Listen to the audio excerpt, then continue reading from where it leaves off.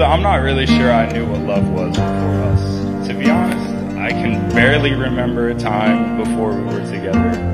It kind of just feels like all of those experiences happened in order to guide me to you and to make me into someone you could fall in love with. What if I'm wrong?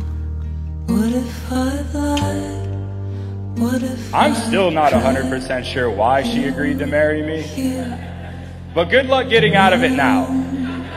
Dark night, and what if I know?